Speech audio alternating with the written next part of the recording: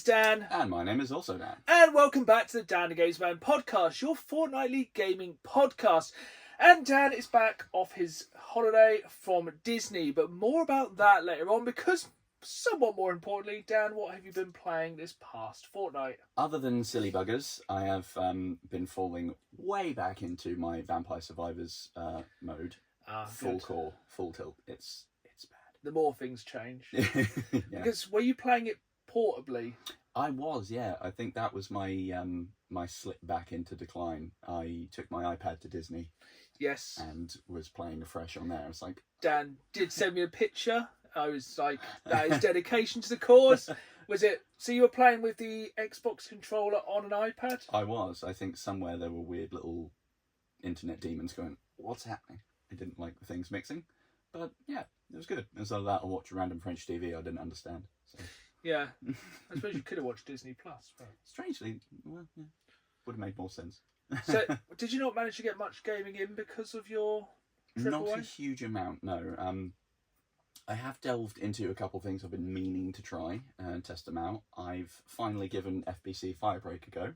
Yeah, what do you think? I'm not entirely certain yet. It's fun, but for my first foray into it, I didn't want a load of randos that have been playing it since day one. I say a load, the other 10 people. Yeah, I was going to say 9. Probably. Yeah, true. And it was difficult playing solo. It's like, do you want... Oh, did you actually try and play fully solo, did you? Yeah, it was terrible idea. Let me do solo her. Yeah. Yeah, I can imagine that did not go as well as you presumed it might. No, it was diabolical. Yeah, because I had a wrench and a sawn-off shotgun. It's like, hordes. Perfect. I think it's one of those games, I think I've only played with randoms, and I think one of them was useless, and it was my first few games, but I picked it up pretty quick. It's quite easy to pick up, but I can imagine playing solo is very difficult because you would never make any progress. Yeah, it's like, I'll do this objective. Another horde has spawned from that cupboard. Perfect. And then you just keep going back to the objective from the start, and that must get really old really quick. Yeah, it's like, go back and shower because you're really warm. Like, Oh, yeah, the kind of shower mechanics in that game are quite weird. yeah. Like, you're covered in something, have a shower. just You're on fire, have a shower. Sprinkler. Poof. Like, Yeah. I think it's one of those games I think that had a lot of promise. I just don't think enough people jumped into it to begin with. Agreed, yeah. I think it could have gotten some traction and been quite a fun sort of live service thing, but people... Well, I think they are going to do... I think they're doing a second launch. I don't think they've done it yet, have they? Unless they've done another pretty unsuccessful second launch. We've all missed it. Yeah, now there are 12 people. But yeah, I don't think they've done it yet, no. No, I expect they're probably going to do it and probably put more cosmetics in, bits like that. Yeah, more than likely. But other than that, I haven't really had a huge amount of time to play other than the other thing that we'll mention. Yes, we're going to get onto the other thing in a moment because me and Dan both have a new addiction. But yeah, so for myself, I've been carrying on with Cyberpunk Phantom Liberty. Nice. I'm now getting to the point where my Mantis Blades are insane. So basically I've been trying to do the melee build with the 2 Mantis Blades and like essentially like phase shift, so I can basically jump to the finishers now, which are really good. Excellent. Basically you stab somebody with the Mantis Blade and either decap them or just go stab, you know, classic kind of Wolverine jobbies. Basically getting through that. I've got to like the halfway point, which I don't want to spoil it because I think we normally, if we're going to say spoilers, it would normally be for games that are a little bit older. Yeah. I think with that being current gen, I won't spoil it at the moment. I got to the halfway point, it's very obvious when you hit it. It's very obvious. It kind of veers off in 2 directions. Cool. But yeah, kind of hammering through that. So I think in the last episode we spoke about me and my wife had just started playing Split Fiction. Very, very good. Very different to It Takes Two. Yeah. I'd say It Takes Two is probably more friendly to everyone in general, but definitely more friendly to people who are slightly more casual. Okay. It kind of gently ramps the difficulty up over the course of the game. Whereas, bless you, Split Fiction just basically starts quite hard. Yeah. It's definitely more, and where It Takes Two is a lot more platforming, Split Fiction's a lot more... It's something I think some people struggle with who aren't quite as hardcore gaming, is kind of doing the camera and stuff at the same time. Yeah. And there's a lot more kind of third-person shooting in Split Fiction, which is I think it's an acquired skill. Yeah, definitely. I think that's something kind of take for granted a little bit. So when you slap someone into that isn't like a gaming native and they're having to do because like first person, you're like point at what you want to kill. It's like, okay, that's fair enough. Third person is like, well, point at what you want to kill and move the character in that direction and the camera. And they're like, what? How do I do that with all these? It's definitely harder. I think I'd say it feels like it's got higher production values. Mm-hmm. I think it's definitely still got that ADHD thing of we're going to do this, no this, no this, no this, and then changing up the mechanics and like the locations. Basically, you're flipping between fantasy and sci-fi kind of continuously. It's very good, but it's definitely got a much harder kind of it's definitely got a harder difficulty curve. I think it starts harder and definitely feels like it's kind of slowly ramping up. Okay. But I am really enjoying the kind of the literal side stories in it. Because essentially the entire idea of the game, basically, they are siphoning people's stories out of their heads. Ah. This is not spoilers, this is the first 5 minutes of the game. Basically, they put into these weird pods that use AI, presumably, to remove stories from people's heads. And like they're getting the main stories, but they have literal side stories. Like there's one very early on where you both play as two little pigs. I've seen this one, I think, if you haven't seen it, it was all over TikTok when the game first released. Basically, you're two pigs. One can go long like a slinky, and the other one can fart and fly, which caused much hilarity. You're in a farm, it's all lovely. And essentially, you get turned into sausages, and you're playing as a hot dog. And the side stories are like that. They're all a bit mad. They're totally optional, but they're some of the best bits. Like we've had like a futuristic game show where you had to like pass a bomb to each other and get to the end of a track before time, which was nails. That was really tough. And then like a really good a side-scrolling one, which was like a side-scrolling shooter. Oh, fun. Then we had like a Spider-Man jetpack one, which was really cool. Not actual Spider-Man, that kind of thing. Yeah, it's been a really fun game, but it's definitely like it feels harder. Yeah. I don't know if it's quite gripped me as much as It Takes Two. Okay. It's maybe the narrative not quite as engaging. Yeah, I think it's more the difficulty takes away a bit of the fun of playing it co-op. Okay. It can get a bit frustrating in places. Yeah. But it's still a very, very good game. I think we just came off a bit which was really quite difficult, like a really hard section. Yeah. I think like there was a couple of sections in It Takes Two which I didn't enjoy as much, but I think this one was just a bit of a section which was just a bit longer and a bit sloggier. Yeah. So hopefully it'll kind of sort itself out. But yeah, I actually played quite a lot this week, and also I've started replaying Earth Defense Force 4.1, I think it is. Damn. Because I had just kind of going between two super serious games. I wanted to play something where it's just like, here is bugs, shoot them. As we are big fans of space racism here on the podcast. Any kind of alien bugs, we are here to kill them. It's one of my first kind of guilty pleasures, I'd say, Earth Defense Force, because it's one of those, it's so bad it's good. Yeah. I think that's probably more Starship Troopers than the Starship Troopers game is. Yeah, I just think it's hilarious. Like, also, for more context, when there's a load of troopers running through the city chanting EDF. Which hasn't aged well in the UK, especially. Yes. Yeah, so, basically a load of people running through the streets chanting EDF, shooting illegal aliens. Hasn't aged well. No. But yeah, quite a fun game. But then we both discovered our latest fix of space racism and killing as many bugs as possible with this game just totally flew under my radar. I was just going through Games Pass and I was like, Deep Rock Galactic Survivors. Yeah, that one, I don't think I even knew they were developing a Survivors of it. No, so did you ever play Deep Rock Galactic? I did for about half an hour, and I'm Same. like, meh. I was like, underground Minecraft. No, this is fun, I guess, maybe. And yeah, never went back to it again. It was fine, but it didn't draw me in. So I think it's again one of those games, if you have loads of friends that play it, probably great fun. Yeah. Which is the advantage of Deep Rock Galactic Survivors. You don't need friends. Nope, you got your floating robot buddy, and that's all you need. You don't need anything. You don't need food to leave the house, to leave the games room. Just play that. Do nothing else. That is literally what... all the sustenance. Any time I've been diving, because we like any game where we can dive. This is very true. Also, there's a line in the game which does say "to the skies." Excellent. Very slight spoiler. But yeah, for anyone who doesn't know, it's a roguelike which is something that always grips us. 100%. Because I thought I was going to get my addiction fix from like going from Vampire Survivors to Kill the Brick Man, but that didn't click with me. Fair. Which generally surprised me. But this game is absolutely clicked. So essentially, you are a dwarf. You live in a hole, and basically you dive through like a mining thing onto a level. You have to mine the level, kill the enemies until you kill enough enemies to kill the boss of that level. You go down 5 levels of each kind of mine, then you fight the big bad at the end. Yeah, big, unpleasant, nasty thing appears out of nowhere, and it's pretty difficult. But essentially, while you're down there, you try and mine as much as possible for like minerals to both upgrade between every level, while you're upgrading your character as you go by killing enemies.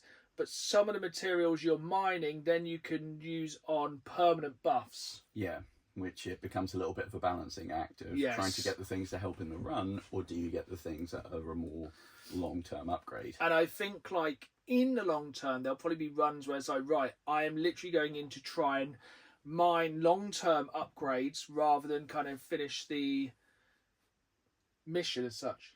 Yeah.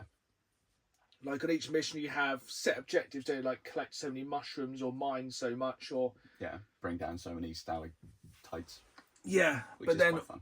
like, you're also trying to basically get the buffs for the long term. Yeah. I have developed quite a fondness for waiting for the like the gear dropped to come and be like, right, come over here, big enemy. Come on.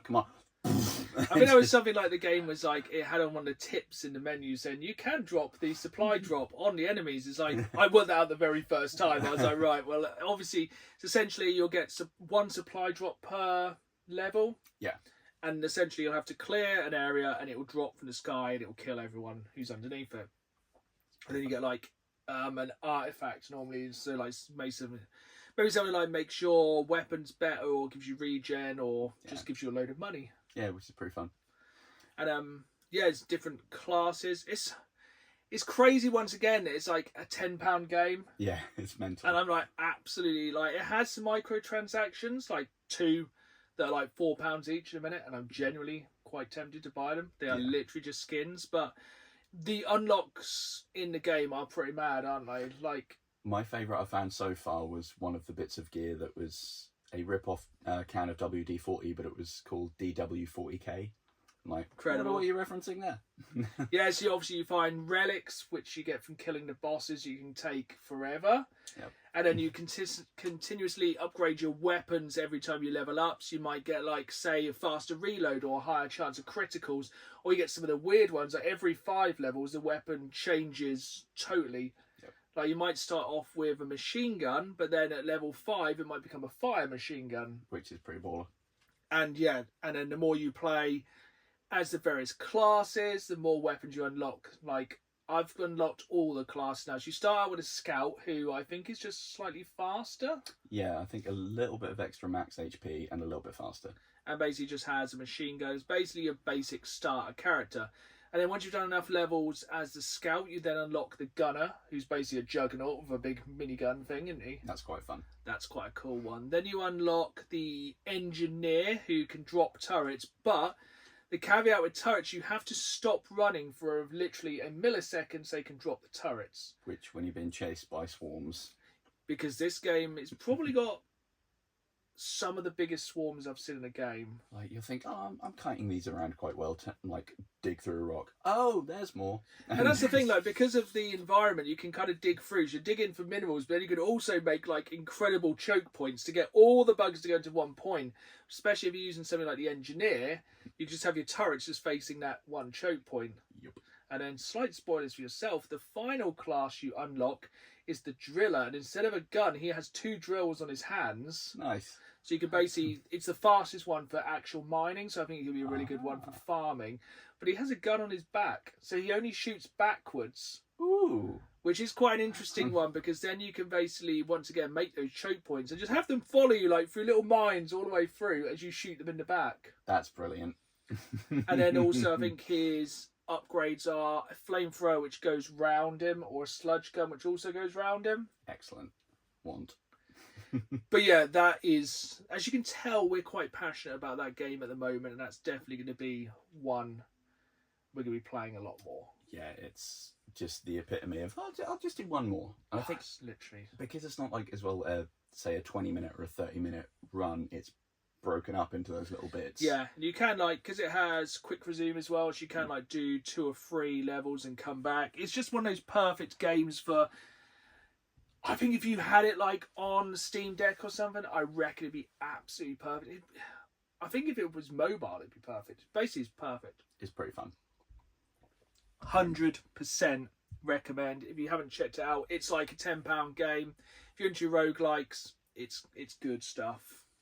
I give it 8 out of 8 random things. Yeah, I'm a very big fan, but we're not going to just talk about that today, even though we could quite easily. I think so. But we'll go into the news, or kind of lack thereof, and other than like 2 very large bits of news. So, as always with the podcast, we're kind of well timed this time, but also badly timed. So I think there's a PlayStation Direct this evening. Yep.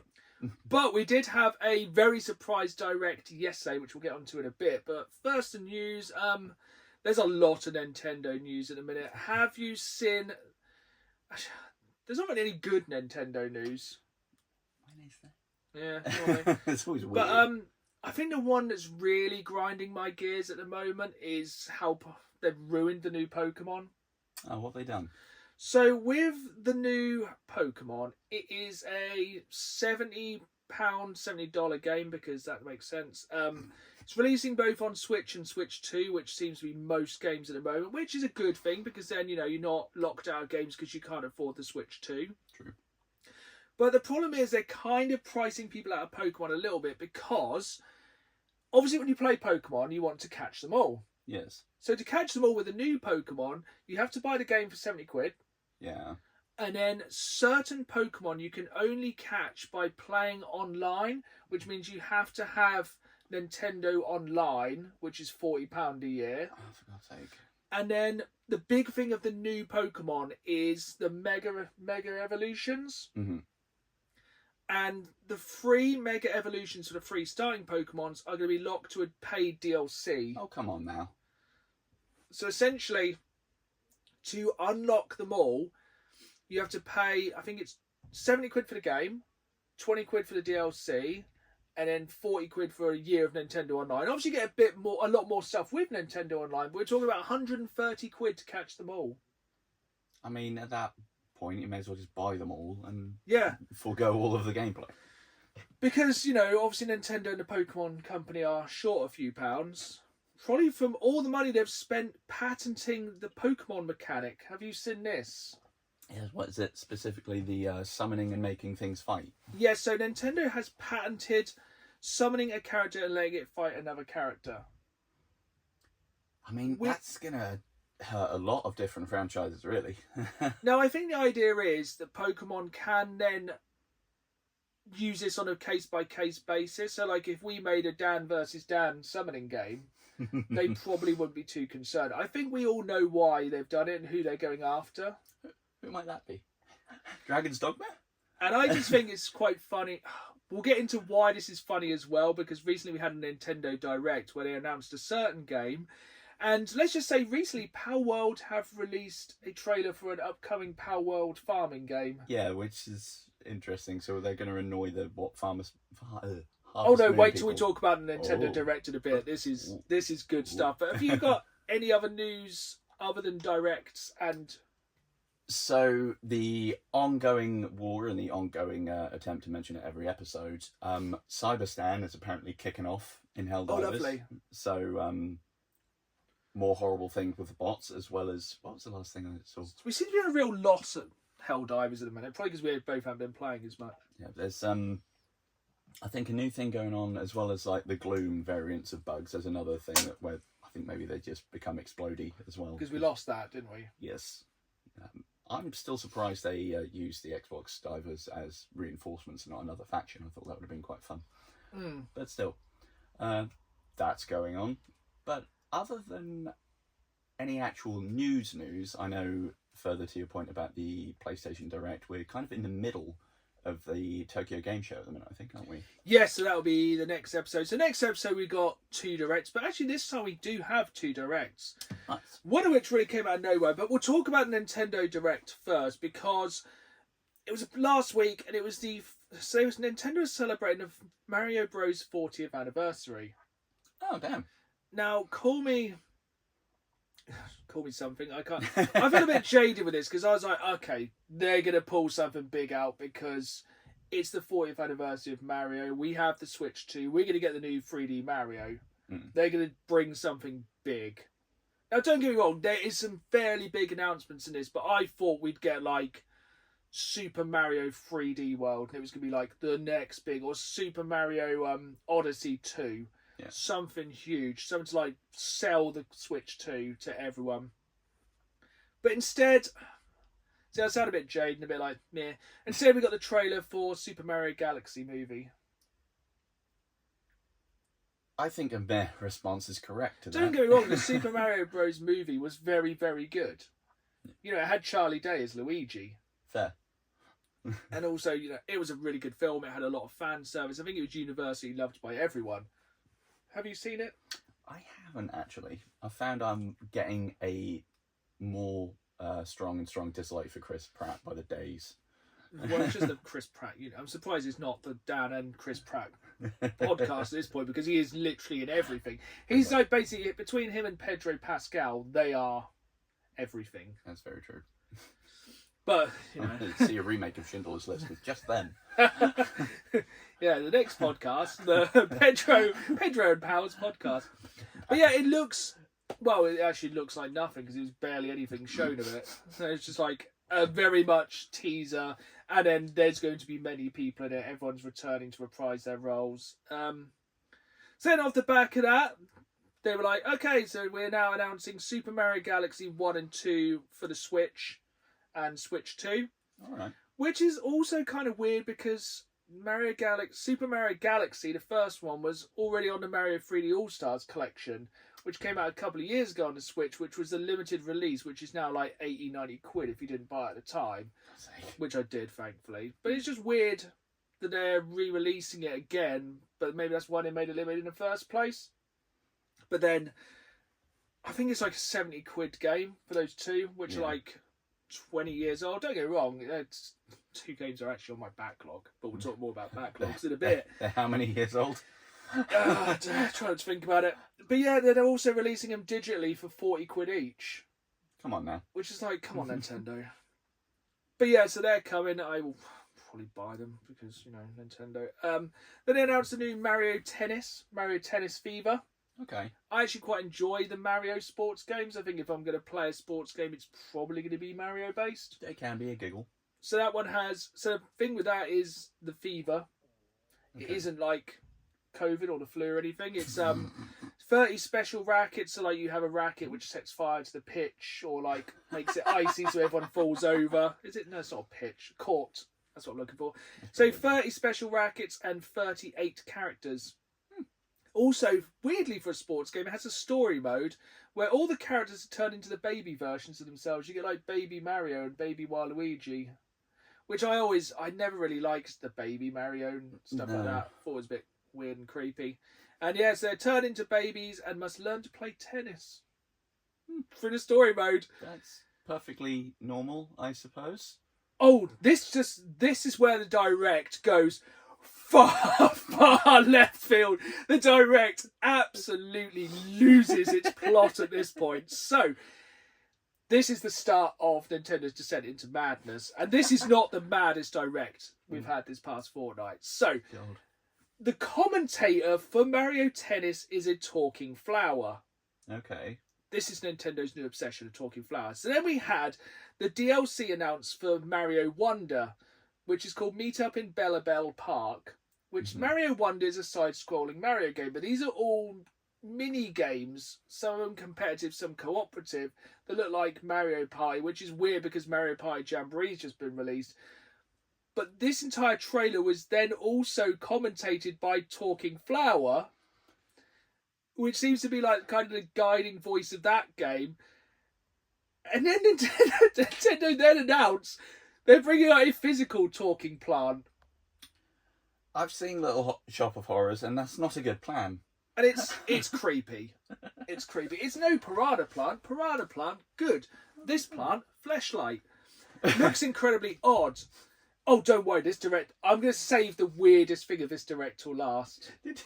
I just need to clarify, because we might need to sort it on the YouTube anyway. Did you say flesh-like or fleshlight? Fleshlight, but I think we'll be fine on that one. I don't think anyone will find it. The plant looks creepy. Don't like it. It is wrapped in skin. So then, the final part of to celebrate 40 years of marriage is a new Yoshi game, and it looks very simplistic. I think Yoshi finds a storybook. That's about it. Proceeds to lick everything. Lawsuits happen. Yeah, I think it's just basically the dumbification of Yoshi games just gets... Himbo Yoshi mode. Basically, it's like... I don't know. I don't know with that one. Just look at the trailer. And then they had a proper trailer for Hades 2. Hey! Which looks really good. It looks like Hades 2. Fair. You know, there's not really... Up, which is good. No. Different main character. Only weird thing.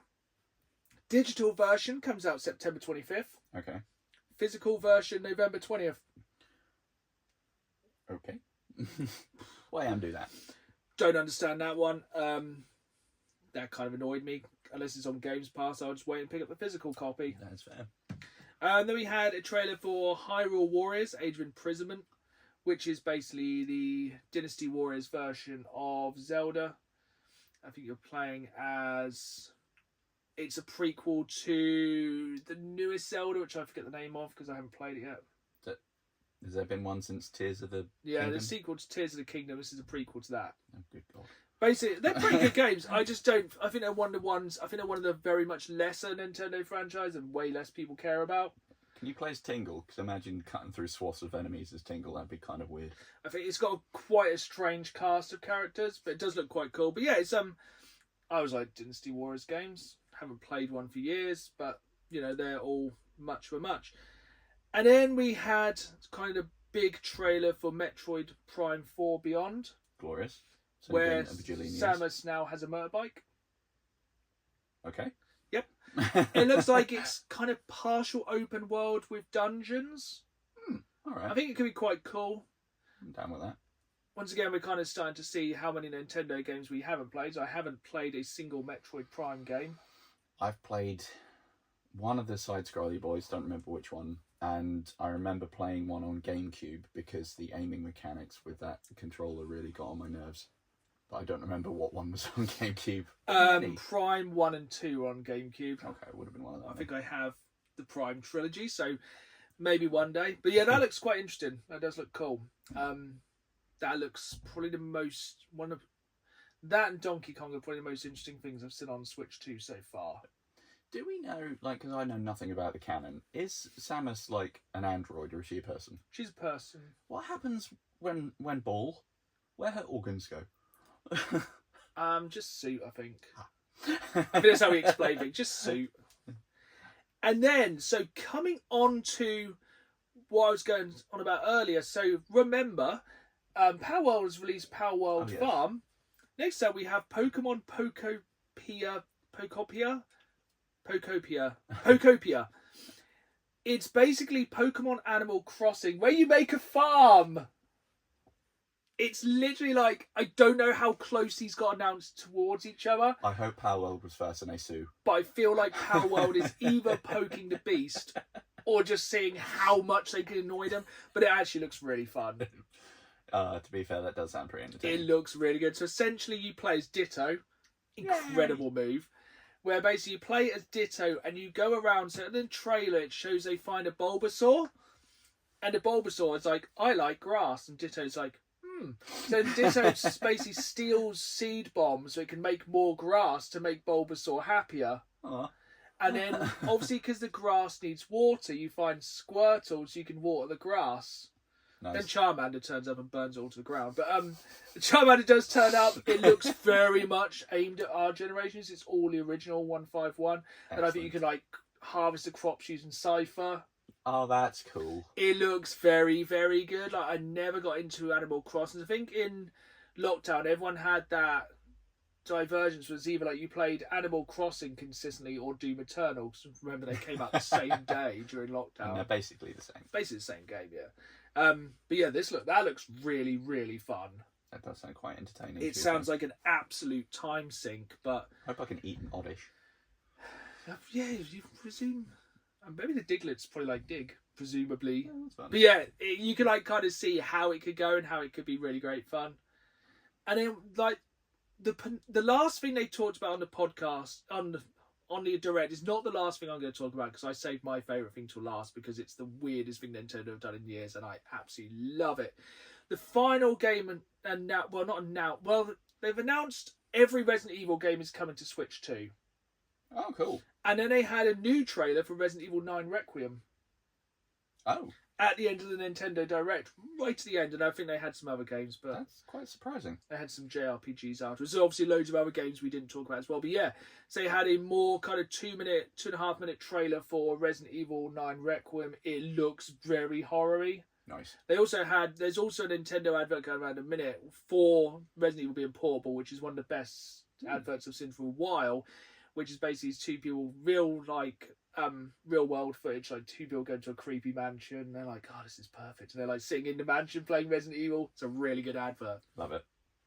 And yeah, there was basically a longer trailer for Resident Evil 9. It looks very good. It looks very much, definitely looks more 7 than anything else.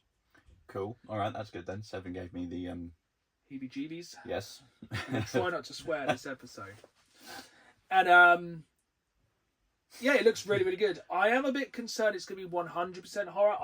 But I do also feel like, as does much of the world, there's going to be a Secrets Leon story.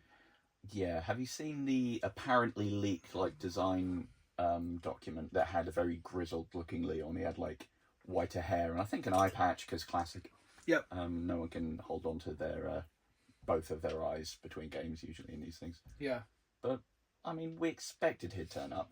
Yeah, as I've talked about third and first person, yeah, being like Requiem, and I think it's going to finish off a lot of stories, being back in Raccoon City. But yeah, all of that pales in comparison to the most WTF announcement Nintendo have done for a very, very long while. So Nintendo are resurrecting a console. I think I know which one it might be. Can you guess which one it is? Is it a weird cardboard Virtual Boy you can get? It is, but also a full-size Virtual Boy you can put your Switch screen in. Oh man, the eye strain. Yes, for 100, I think it's £100, you too can buy your own Virtual Boy that you can play 14 games to be released over time.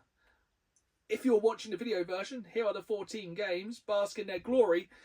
So now everyone who owns a Switch and Nintendo Online, they are part of the online game package, which does have a lot of games, but 40 quid a year, you can then buy your own Virtual Boy and play these games. Do they sort of do a dual screen thing so you get a stereoscopic 3D gubbins? I presume so. That's kind of cool. A little bit weird, but cool, I guess. Yeah, I think the idea is it just shows slightly different things in either eye. I don't know how it'll work with a Switch, but it looks incredible. And any way that more people can play the Virtual Boy, or maybe even, to be honest, those games are more playable without giving people terrible migraines. Yeah, it's like, would you like the entire game to be red and angry? There's some quite good, like the Mario Tennis is good on there. Wario's Woods, I think it is on there, is very good. There's some other games as well that exist. There's definitely some pretty terrible games on there, but to be honest, as a video game historian as such, to be able for some people to be able to play the games at all is very, very good, because to play them all is very pricey, very expensive, very difficult. Yeah, getting hold of them. I mean, like you said, your one came about through just sheer providence of things turning up at the right time. Yeah, and it's without kind of that luck, I don't think it would have happened. But yeah, that's very exciting. Quickly shoehorn in another horror thing, sort of on the coattails of Resident Evil. Yeah, go for it. I'm going to assume it's OD, because it's all capitals, the new thing by Kojima Productions. What a brilliant segue. So that was the other weirder This only was last night. We're recording this on a Wednesday. It drops on a Friday. So last night, Kojima had his anniversary of leaving Konami showcase, which is a real big move. Like, to go, when should I do my own, like, kind of showcase? I know, the anniversary of me leaving the company I worked for. Remember when you lost me? Which is like basically the definition of a messy breakup. It was like, yeah, take this. And then I feel like there was some real jabs. I think so, yeah.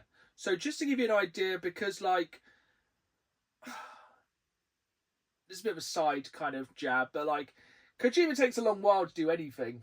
Yeah. This is a 2.5 hour showcase last night. There's some very good stuff which was announced. I'll kind of do it in reverse order. So they're doing a Death Stranding spin-off movie. Did see that. Looks interesting. Anime. That looks quite cool. The Death Stranding movie, there's no update on that. I wonder who will play the main character. Yeah. Start to do the weird Kojima stuff. So he's working with the creators of Pokemon Go on an AR project. Oh, God, no. So he's going to make like a virtual... But then again, you could essentially just do it like Death Stranding in the real world. It's a walking simulator. You could have it so like, say, I don't know, you have to tag in at McDonald's and walk to... Take your cargo somewhere else. Yeah. Oh, that's cool. I feel like that could work. I think it could be good. Kojima's also launching a credit card. What? And a personal brand of sake. Because, you know, Kojima gonna Kojima. So, you know, what happened to him? I was really holding out for the energy drink. Yeah, that was my first thought there. I was like, where are they? Yeah. And then he also announced a new game for... It's probably looking like it's going to be a PS6 release because, you know, he doesn't do things quickly. Yeah, he kept us waiting. He's announced a new stealth action thriller, which definitely isn't Metal Gear Solid 6. It's legally distinct. Even though the poster looks like Metal Gear 6. It does look like Ashley Wood's artwork, doesn't it? Yeah, and the actors so far are Don Lee, Charlie Fraser, and Minami Hambane. I can't pronounce that one. But yeah, so yeah, basically we're going to get essentially a sequel to Metal Gear. Which is pretty cool. Which is, you know, it's probably going to be good, isn't it? But as you then kind of touched upon, the most exciting thing to come out of that was definitely Kojima's new horror game, OD. Oh, God, it looks good. Because it looks really good. It looks... Do you reckon it's going to be PS5 or do you reckon it's PS6? I don't know. The thing is... They really focused on that, didn't they? The things they have done with Death Stranding 2 graphically, Kojima seems to know how to wring the last bit of power out of the console. Very true. I mean, if you look at the things they did with OG Snake Eater on the PS2...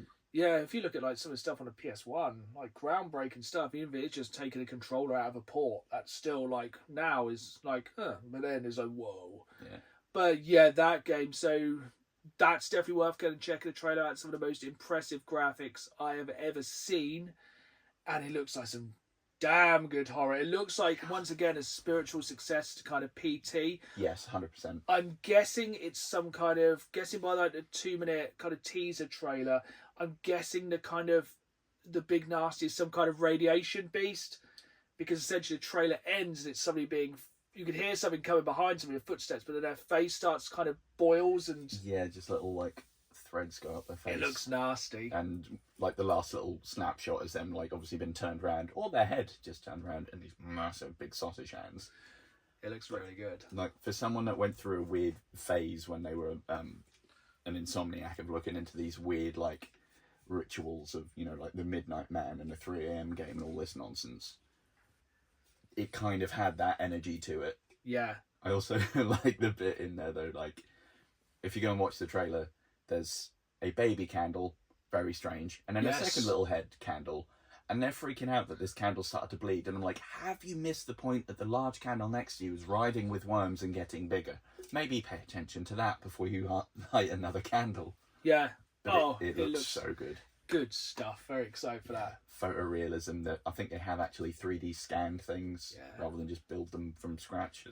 Looks very, very good. Very fun. And the thing is, with a horror, it's all about immersion, and that looks like the most immersive horror we've seen for a very, very long while. But that's definitely a game for the future. Games for the then and now. So, a couple of episodes ago, me and Dan did our Games of Shame. Games we should have played by now, but haven't. So, I finally, after 30 years, played Super Mario World. It's very good. Unsurprisingly, you played Hades. Was a little bit on the fence. Yeah, it not unlikable. I can see definitely it has some appeal. Strangely, didn't grab me the way I thought it did, but it was fun. So then we had another vote for our next game. Mine was my list was Halo Reach, Castlevania Symphony of the Night, Demon's Souls, and Undertale. Thankfully, Castlevania Symphony of the Night came through with 43%. So that'll be the game I'll be playing between now and the next podcast. So arguably the most popular and seemingly the best Castlevania game ever released. Yeah. Now, unfortunately, I will not be playing the original PS1 version because I do not have £500 to drop on a physical copy, which is the main reason I've been waiting to play it. But I actually got a copy of it on a compilation from Limited Run. Oh, nice. Quite a few years ago now, and I think that as well has gone up quite expensive. So, yeah, so I'll be playing it on PS5. Sweet. So, fortunately, on the original hardware, but if somebody wants to send me £500 to buy a copy of Castlevania Symphony of the Night, you are very welcome. So, Dan was down to 3 games because we realised at the moment he has no physical way to play Zelda 64. Again, if you want to send Dan an N64, please feel free. Please do not send us things. We're not like e-begging. We're just making jokes. So Dan was down to Myst, Papers, Please and System Shock 2. And this is the closest vote since Brexit, probably. Am I going to be disappointed like Brexit? No, well, I think you all get their 3 games you definitely want to play. That's a very good point. It was a split of 33%, 31% and 36%. Nice. With 36% System Shock 2 won. Damn. Last time I looked, that had no votes. Yeah. Okay. Cool. Again, for those with the video, that's how close it was. It was ridiculously close this time. So, yeah. Nice. How are you going to be playing System Shock? I'm definitely going to do like the more recently released remaster of things. I think my eyes might bleed if I play the OG one. Yeah, it's probably a fair. It's maybe a very good remaster as well, isn't it? Yeah, and it's pretty readily available on things. So yeah, I'll be playing that probably on whichever console I find it on cheaper. We probably won't be playing these games to completion, like between now and the next podcast, but we'll definitely be talking about them. 100%. And then basically what we're going to do is go through our Games of Shame and then make another list and kind of keep going like that because too many games, not enough time, essentially. Yeah, the backlog be backing. But onwards to another... to the skies. That should really be a t-shirt from here. I'll get one printed. Yeah, cool. That'll be ready for next time, probably. We're on to another crazy Reddit story, which my wife has found. We wanted to keep this kind of Disney-based because obviously Dan will be regaling us with tales of Disney and how his wallet was hoovered out very shortly. But first, Reddit story. So, am I the arsehole for taking my grandchildren to Disney for the first time without their mother and refusing to apologise when confronted? This depends on the dynamics, so I will reserve judgment. So, my son made this account and asked me to post this story because he claims my normal meter is skewed. Perfect. And the internet is going to tell me I'm an arsehole. I recently babysat my grandchildren, 5 and 4, for a period of 4 nights and 5 days, so my son and his wife could attend a wedding in Mexico and spend a few days on vacation. They approached me since her mother would not be available, and I initially said I wasn't comfortable with that. It seemed a long time to watch the kids, and she had point-blank told me that a woman's family is more important than a man's, so I was irritated I was being asked and not her mother. I'll admit I did give in when my son became very emotional, but I felt like I was being manipulative. Manipulated? Oh, I felt they were being manipulative. Oh. While I had the kids, I was invited to a birthday at Epcot and wanted to go. It didn't even occur to me to run it by my son or daughter-in-law, as I had the kids for an extended period of time, and obviously they knew they would be going where I went. My daughter-in-law had previously mentioned wanting to save up for Disney, but she said that about a lot of things that never made me aware as something super special to her. Also, it was Epcot. It's not like it took them to Magic Kingdom and they had some magical moment of seeing their favourite characters. When they returned and found out their daughter-in-law was furious and burst into tears, she said, I stole one of her kids first and called me entitled. I think she means first memories. To be honest, I didn't react well to being called entitled when she was the one who previously demanded babysitting. My son asked me to apologise as she was distraught over missing their first Disney trip, but I declined and asked them to leave. My son reached out again and said I should have asked for something that big and that his wife feels robbed. I knew she was a huge Disney person, but it was Epcot, not quintessential Disney. I don't feel I should have to miss out on the birthday party I wanted to attend. I told myself I'm not apologising for anything and maybe should think about how that made me feel when they didn't respect my initial no. My son feels like Reddit is going to show me the error of my ways. I very much doubt it. I don't think that anyone in that situation is going to learn a lesson. No, I don't feel like. I feel like also Reddit's not going to help in a situation. Absolutely not. They're going to be like, pour this gasoline on it, will do good things. So very, very much the highest response on here. I hope your son feels humbled. Not the arsehole. They imposed on you to watch their children. You did exactly as they requested. You've done nothing wrong. What's the difference between Epcot and Disney? I think, it's an acronym, I think, for something like every person's city of tomorrow. It was like a sort of, I'm going to build this thing that looks slightly fancy and futuristic. It's like that thing in Iron Man. It's not like standard magical wonder kind of Disney area. It's a bit more, not bland, but it's the less exciting part. But it's still Disney. It's pretty fun. I feel like you should have just gone full Disney. I would have. And did I catch in there that the daughter-in-law said that the woman's family is more important, so basically get stuffed? Yeah, it feels like they kind of like look after my kids because I can't be bothered to and other things are more important, and also... Yeah, I'm on his side. I think a lot of people are saying also it sounds like there's very much parts of that story that are missed. Mm-hmm. It does seem quite crazy to take some of these kids... I feel like they thought like their kids were probably going to be left at home. To take them, I don't know how far it was to go to Epcot, but if the other family's going to Mexico, there's quite a lot of distance. Yeah, I mean, what Epcot's that's in the Anaheim one, isn't it? I think. I don't know. But yeah, I mean, your kids got taken to Disney. Yeah, I think the winner there is the kids. Oh, 100%. Yeah. Then again, a wedding in Mexico also sounds pretty good. I should have sent the kids to a wedding. I reckon. Or maybe it's one of those weird weddings, or cool weddings where there's no children.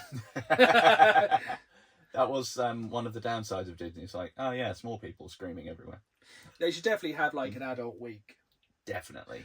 So, Sexy Donald Duck. Regale us of your stories of Disney. First time? Yes. It was blooming brilliant to try and rein my language in. We managed to time it perfectly going there.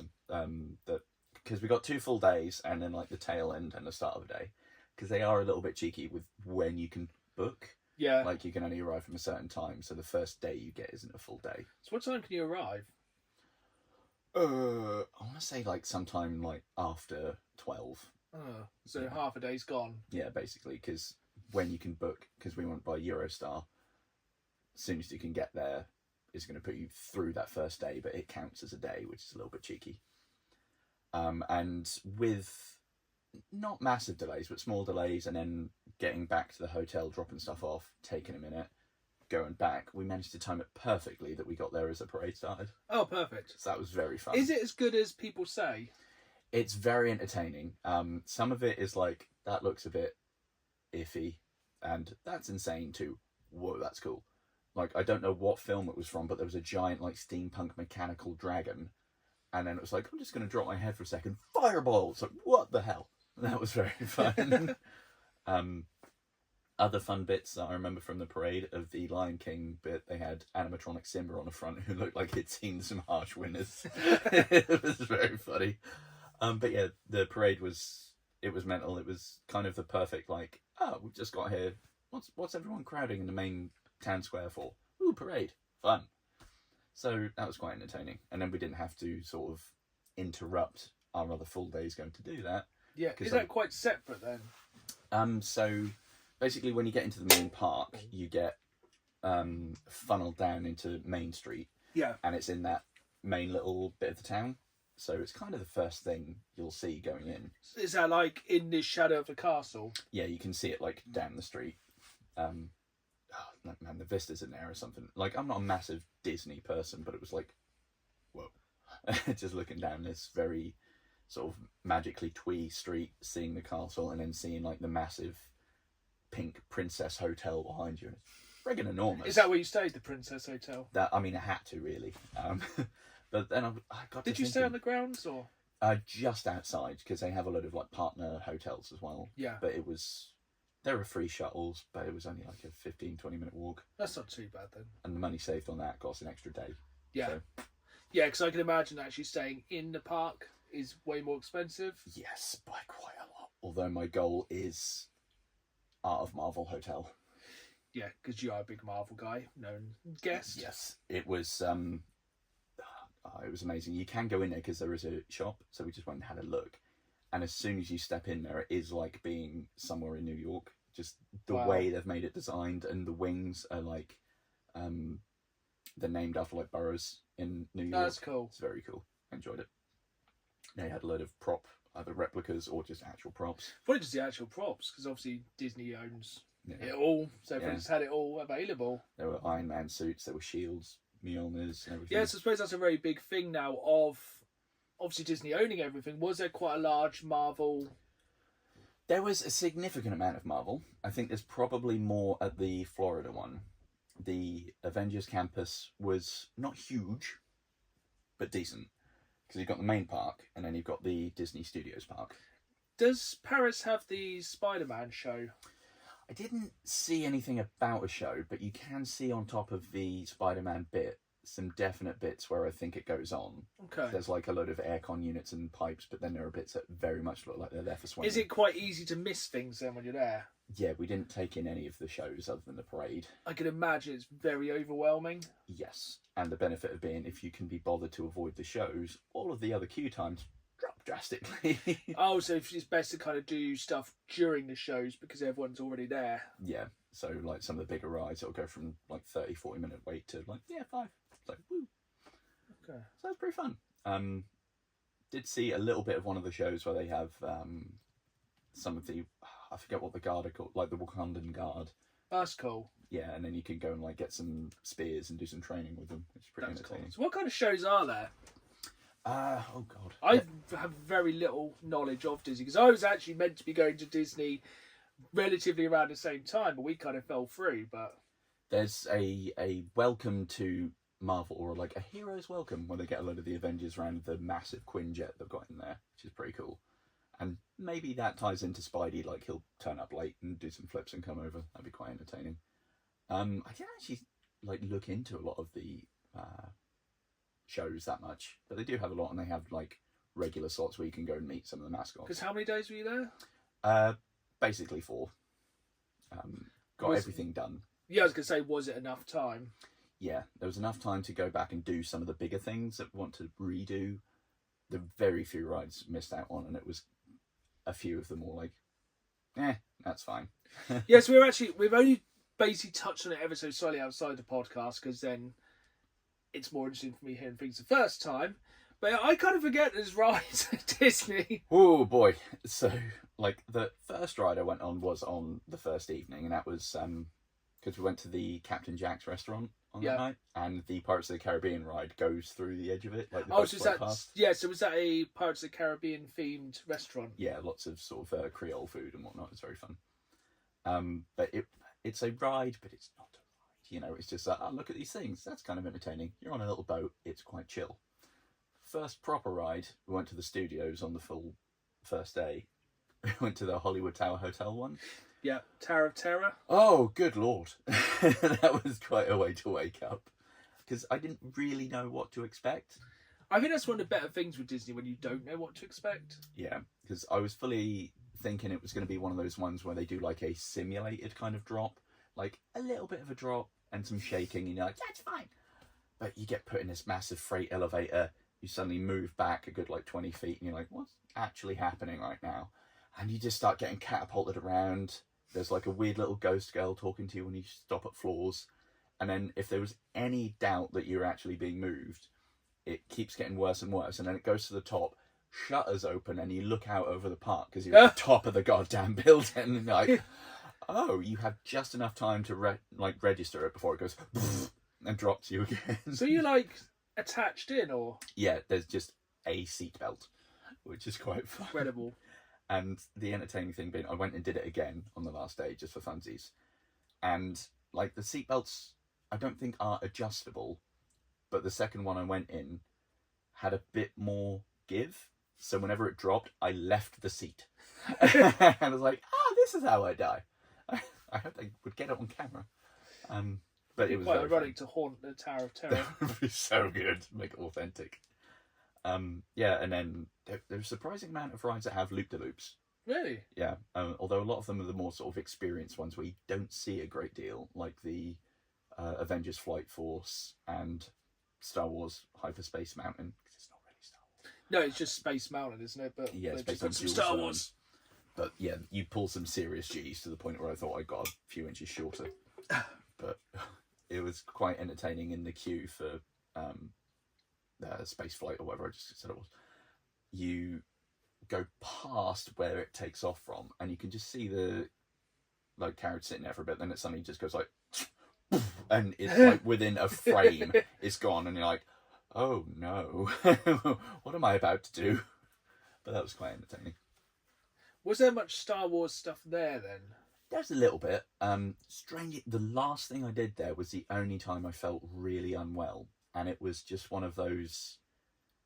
Not even a roller coaster. They just put you in a bit of a large screen that jiggles, and it was like 3PO was piloting a little jumper around, and it was like a Space Tours thing, and it was 3D glasses, a screen, and getting wiggled, and I felt so motion sick. It was ridiculous. So not the Space Mountain or being dropped like from the top of a building, just being wobbled being around, flung around, like pulling mad G's and doing loop de loops. I was just like, I'm being slightly jostled. Did it? Oh, but I think probably my favourite ride now that I think about it was Big Thunder Mountain. Because there's like this little island in the middle of a lake, and when you get on it, there's a bit where you just get put under the lake and you're clearly like in a tunnel, and then you're suddenly in the middle of this lake. Oh, that's cool. There's big like banking turns and loop-de-loops, and it's like, whee, I can see everything, and it was really nice. It was adventurous. It was fun. I recommend wholeheartedly. Yeah, it definitely sounds very, very good. Yeah, the Indiana Jones ride is pretty baller as well. And what's the Indiana Jones? Is it a minecart by any chance? It didn't look too minecarty, but it was like in a temple. There were snake bits, and again, I think you ended up pulling some mad G's in that. Like, let's bank at a horrible angle and fling you around. Nice. It was very good. That does sound very good. More importantly, what merch and drip did you manage to pick up? I managed to be relatively reserved. I got a couple of the little shoulder plushies. Yeah. So you can get them with the little magnets. So I'm amazed you haven't got it today. I was going to, and I forgot because I'm an absolute fool. I got the lizard from Frozen because he's heckin' adorable. And it's really weird. The amount of people that were fascinated by the fact that rather than I had him on my shoulder, I put him on like my little crossbody bag and just had him like climbing up my chest, and people were like, like, it's not that outside the box, guys. It's fine. But then on the last day, I did go and splurge like 90 quid and got one of the jackets from the Marvel shop. It's very good. Yeah, I enjoy it very much. Like, you're wearing it on the way here. I think we're like, it's probably too warm to wear it for the podcast. Yeah, I would be dead. But it's a very, very nice jacket. Yeah, there were two in there that I wanted. There's that one. It's a more generic Marvel Universe one. It's got like the old 4-color style like characters on the back and stuff down the sleeves. Like a varsity jacket. It's very cool. Yeah. And then there's one from the Spider-Man ride, which is the Webb Institute. And it's just nice and bright red. You've got some other little bits on there, a little spider logo on there. Quite fun as well. But for some reason, pretty much none of the spider merch had a big spider on the back, which is why I was like, come on now. Strange. Yeah. Maybe they're kind of like, I know, not helping cosplayers. True. Although I did see some people doing like the stealth cosplay, because kids can get away with that, adults you get in trouble, but people doing like, just about, you can tell they're themed.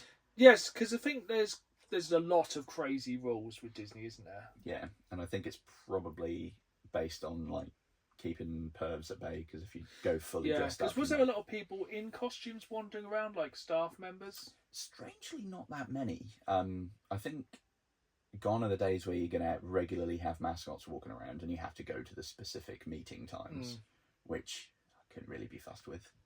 The most I saw was people queuing to meet Donald or the Queen of Hearts from Alice in Wonderland.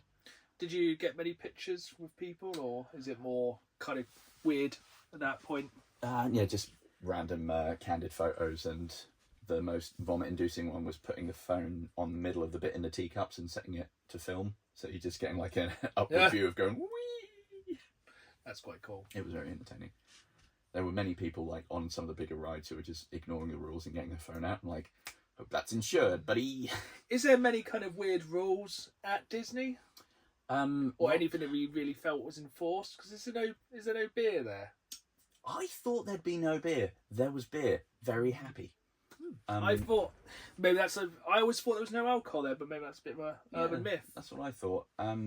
Yeah, there are even some areas where there's just vendors along some of the streets where you can go and get a pint of very overpriced European beer. Oh, how much was a pint of beer? I think I was in the Ratatouille area, and if I wanted a pint, it was about €12 or something. Yeah, That's excessive. I'm not going to ask how much it was, because I think it's one of those things.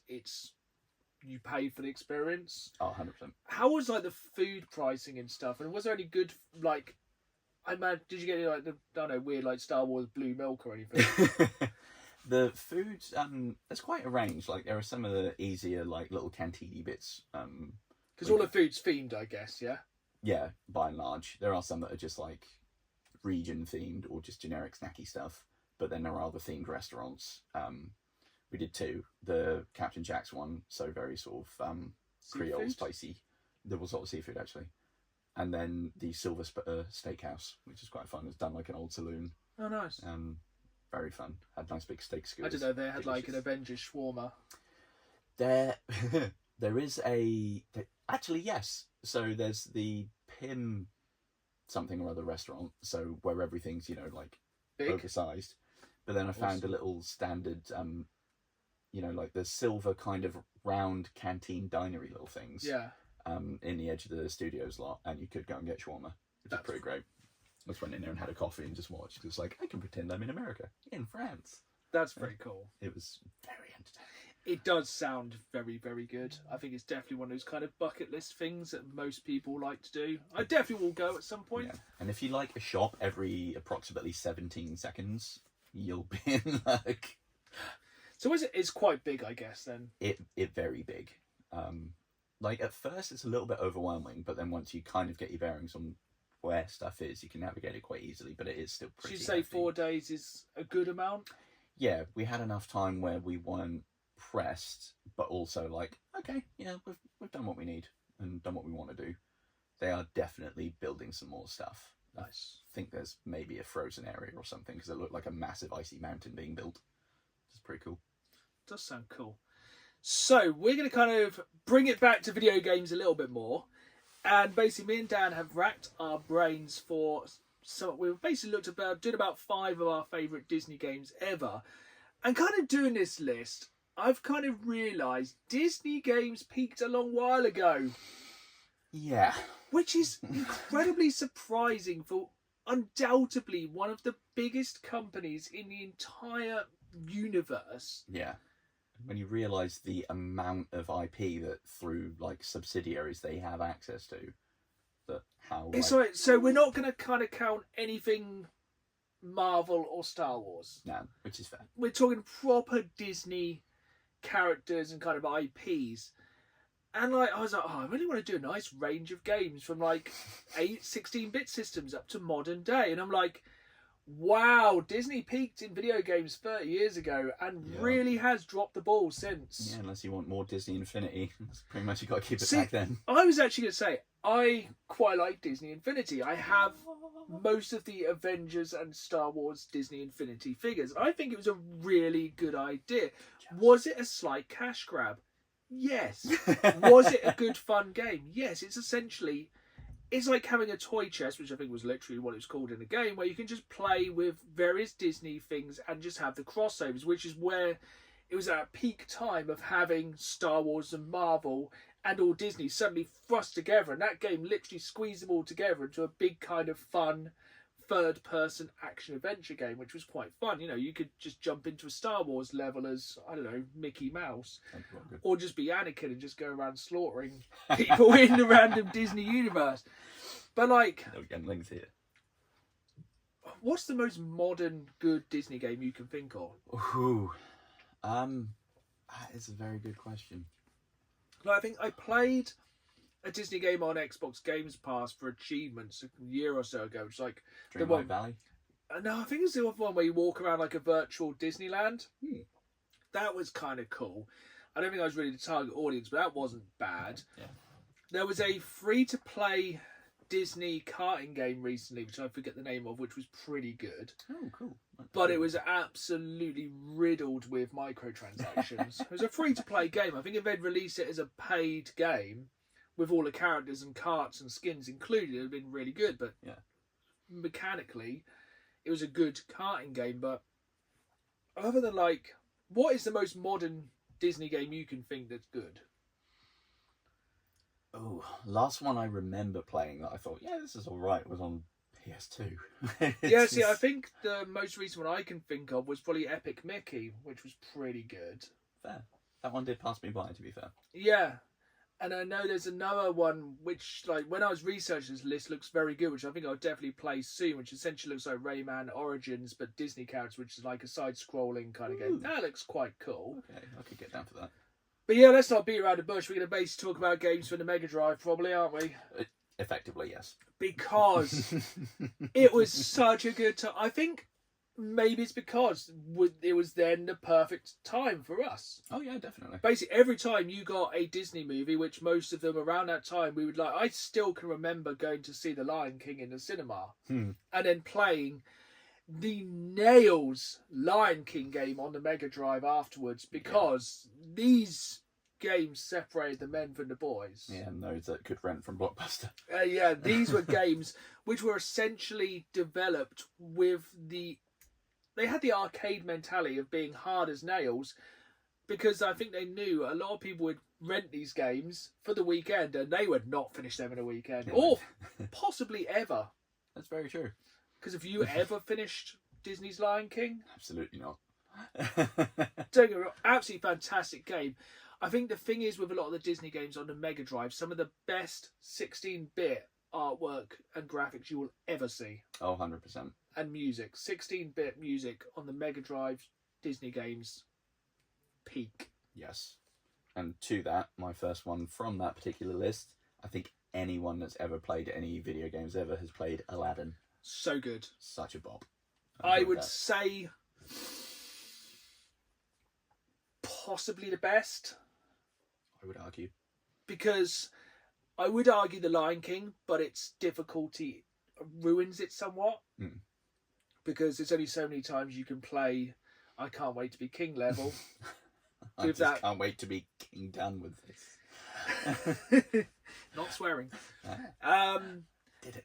Very, very good game, Aladdin. Oh, yeah. Really even if you're fun just game. chucking apples, it's just... Yeah, chucking apples, bouncing around.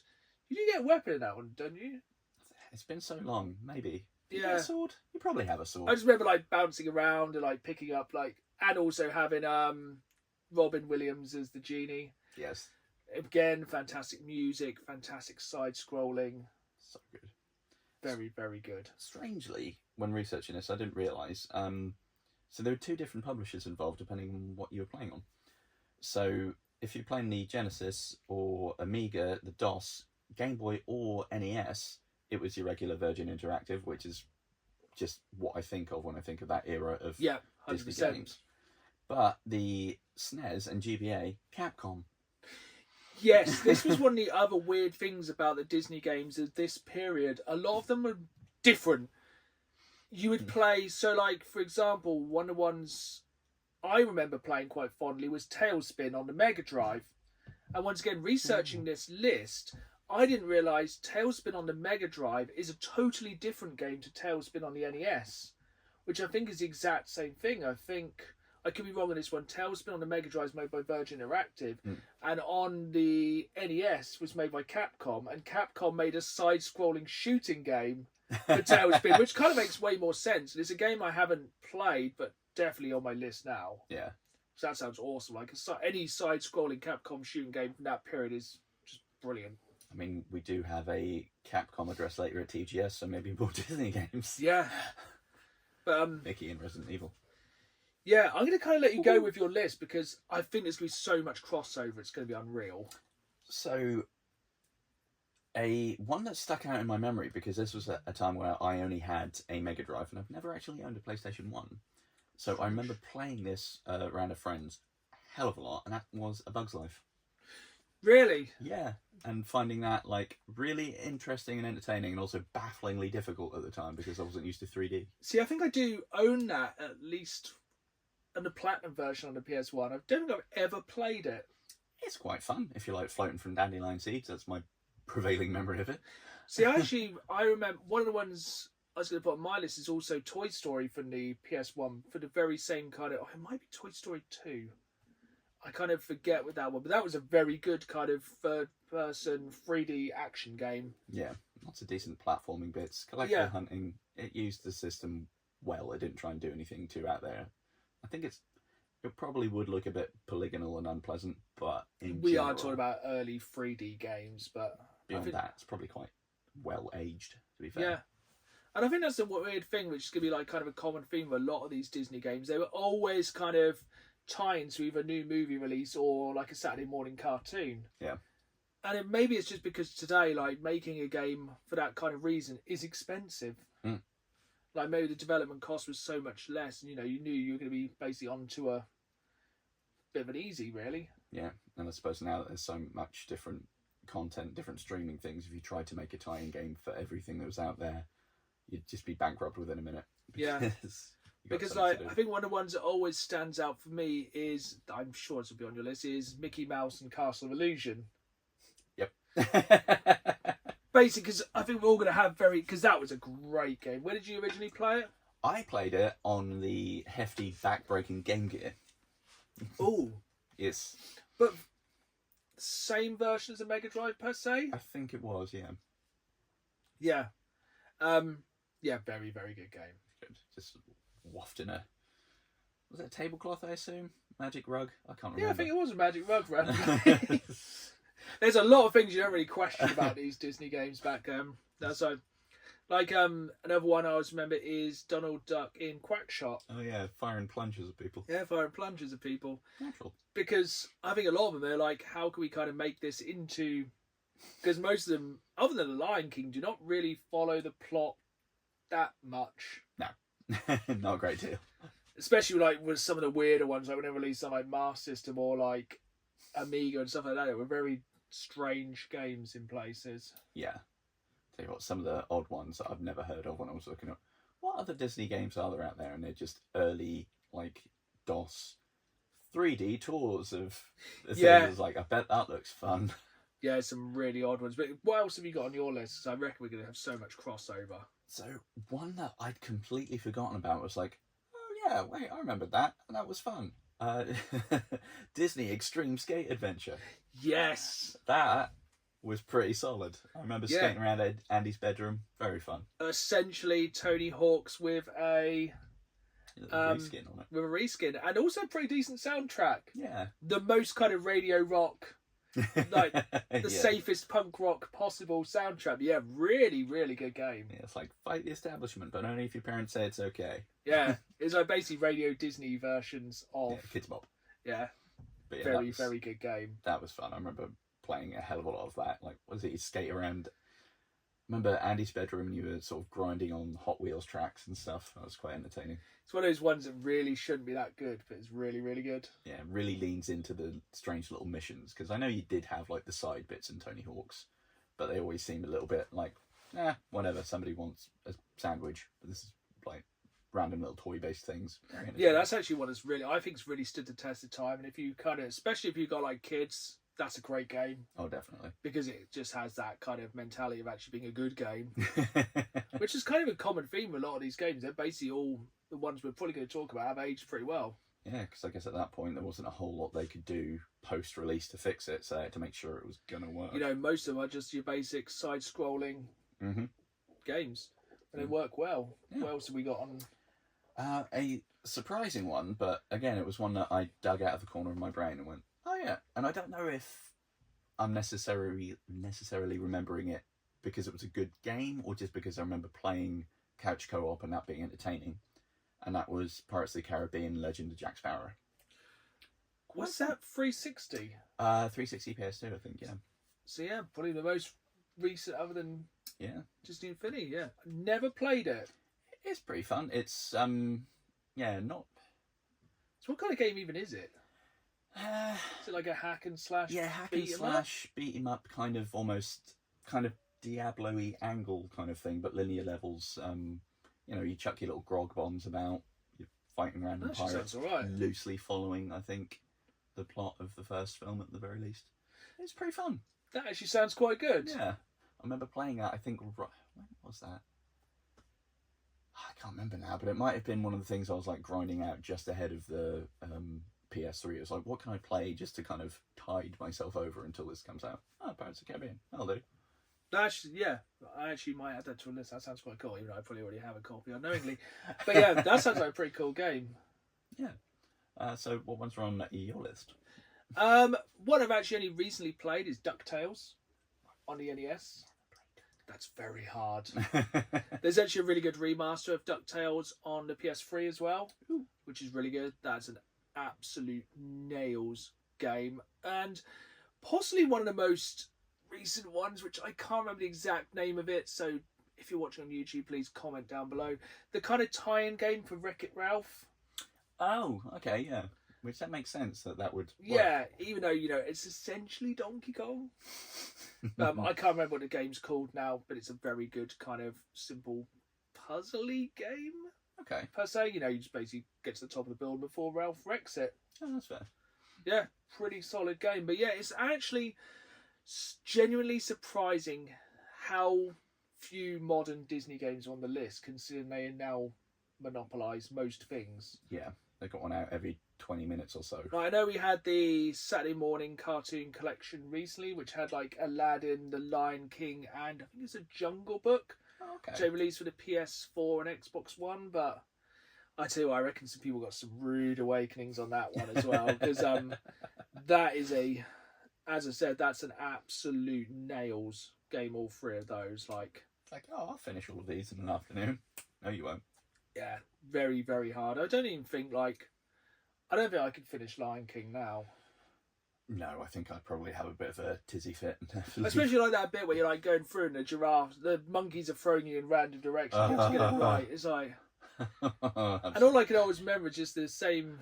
Oh, I just can't wait to be king going in the background, which we're not going to hum for copyright reasons, because Disney will come for you. Yep, that's why. And desist. Yeah, but yeah, it's a shame, because you'd think Disney games now would be an easy win. Yeah. But I digress. We are basically breaking. And we are running out of time, so we're going to go on some questions from you lovely people from the public. As always, we have 3 questions which we're going to answer at the end. And the first one comes from PSN Villa. So he says, also they say, I'm not sure what they identify as. It can be debated what's a great game, but what's the worst game you've both played? For context, yesterday I fired up Crazy Frog Racer on the PS2. It was one of the worst things I've ever played, and that's covering some ground. A mix of Wipeout meets Crash Team Racing. Which sounds like it would be great, but I can imagine Crazy Frog Racer sucking the proverbial. Oh, God. See, I was thinking about kind of a similar thing last night, because I always remember my favourite thing when I used to actually get gaming magazines, because things used to be printed. Going to the back and reading the 2 out of 10s or 3 out of 10s and how much spite and vitriol would be in the reviews. Yeah. It's the most entertaining thing ever. Oh, God. Worst game, though. That's... Oof. I'd probably say it's most likely going to be on the PS2. I guess with the amount of third-party shovelware. There's a... Oh, I can't remember the name of it. There's a truck racing game which is very, very bad. Like, I can't remember what it's called, but it's like, it's infamously bad because I think like it's just programmed badly, where basically you can like drive through mountains and stuff like that. And I think if you drive in reverse, it gets progressively faster and faster and faster. I can't remember the name of it is, but that's a terrible, terrible racing game. It's definitely going to be like some of the weird, obscure racing games on the PS2 were awful. Yeah.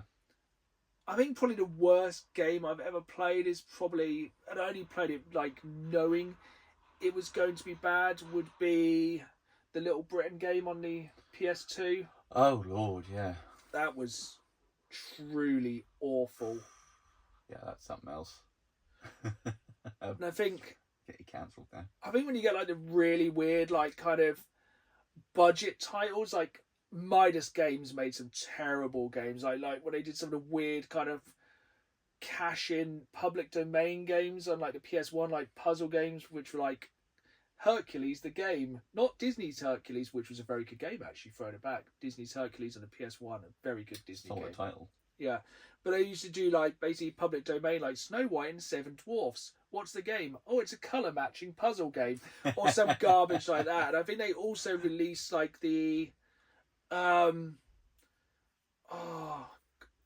Kindergarten Cop. See, what's the one with Eddie Murphy? Oh, Beverly Hills Cop? Beverly Hills Cop on the PS2. Oh. That's awful. God, I'd repress that from my memory. That's a truly bad game. Ugh. Like, the AI is ridiculous. The voice acting is ridiculous. Everything about that game is terrible. The driving is... That's a truly painful game to try and play through. I wonder what mine would be. God. I mean, I've already talked about some that I really hate in the past, like Gods on the Mega Drive. That was pretty bad. But, what was it even called? I think back in the day, it was some of those games which just didn't actually explain to you how to even play them. Yes. I can't remember exactly what it's called, but it's like a SOS or something. Like one of these ones that's like a kind of a survival game, but in like a natural disaster. There was like 3 billion of them on the PS2. Oh God, I've tried to expunge it from my memory, but it's like, do you want to learn how to survive? Good luck. I'm not going to tell you. It's like, oh, okay. What do I need here? Who knows? I think I remember like playing. Do you ever play a game called Corporation on the Mega Drive? No. That was very much like one of those where it didn't explain jack. It's like, have at it. And it's like, I have no idea what any of this is. Literally, I just do not know what that game even was still to this day. But yeah, I think we'll have to have a think about for another future podcast of the worst games we've ever played, and maybe formulate a bit of a list. Oh yeah, yeah. There's definitely some thoughts. Repressed. So we have 2 more questions. The next one I'm going to be incredibly vague with, and that's from Mistaken Stranger 8343, and they ask, what is my plan once the Platinum Trilogy is over? Would I do Essentials or PSP Platinums? Ooh. So, for those of you who don't know, I've been, over the past 3 years, collecting every Platinum game for the PS1, the PS2, and then the PS3, 1 per year. And hopefully by the end of this year, I will own every Platinum game released by PlayStation, which I don't know how many people have actually managed to do in the world because it's ridiculous. And obviously next year, I will be setting up another challenge, and I'm kind of on the fence about what it's going to be at the moment.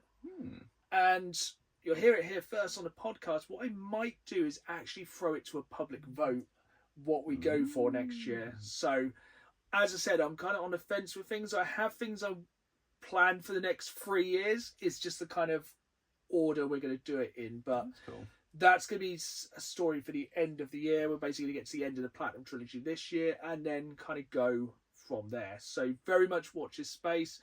I have ideas, but nothing in stone at the moment. But yeah, that was very much non-committal there. I am intrigued. And as I said, with these, we always share a social post a couple of days before the podcast or the night before, and I forget to share it earlier. And we always say we want your burning questions, those things you've always wanted to know, those questions that keep you up at night, that you just need me and Dan to answer. And Danny Be Good has dropped in a big, brilliant name by the way, a fantastic big question here. Mm-hmm.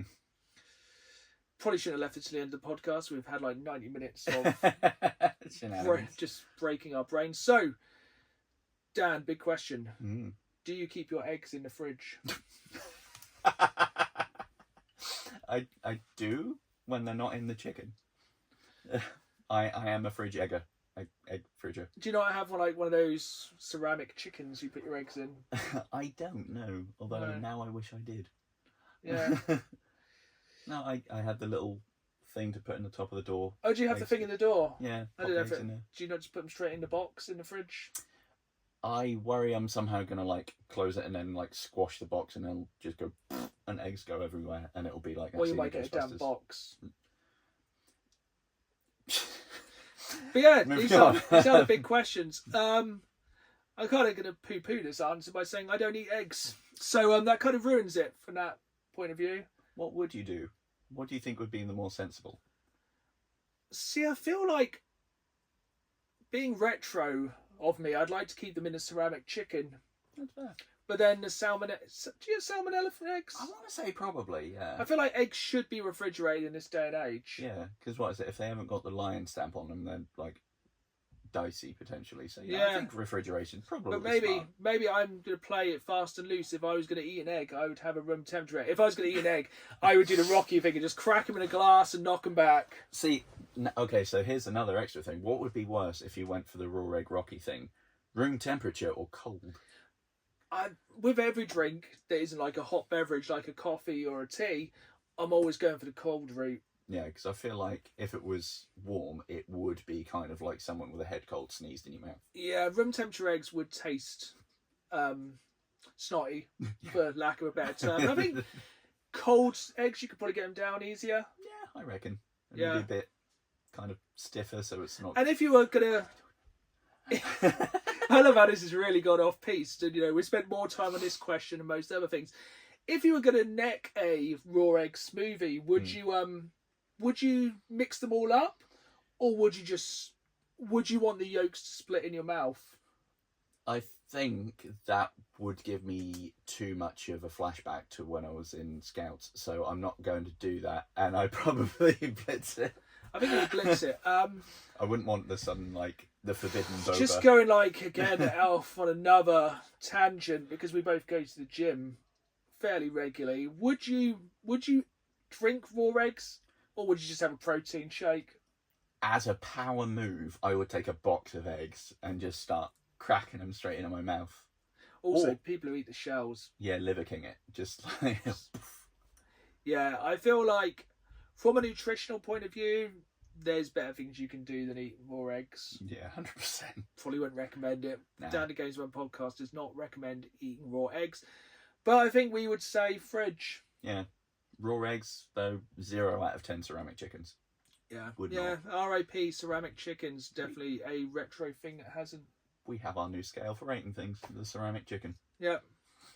Ceramic chickens are out, unfortunately. They are the bad retro. But there we go. As always, the big questions are answered here on the podcast. So remember, every time, get your questions in, regardless of how stupid they are. To be honest, the stupider they are, normally the funnier the answers. But we have a place to be, things to do, games to play. Remember, I am on YouTube every Saturday live at 5. As well as bonus content throughout the week at Down the Games Man. And we will be back in 2 weeks' time with quite a lot to talk about PlayStation Direct and Tokyo Game Show. So make sure you hit that follow button on your favourite podcast provider. Hit that like button, subscribe on YouTube. And it's goodbye from me. And it's goodbye from me. And as always, keep playing the game. See y'all soon.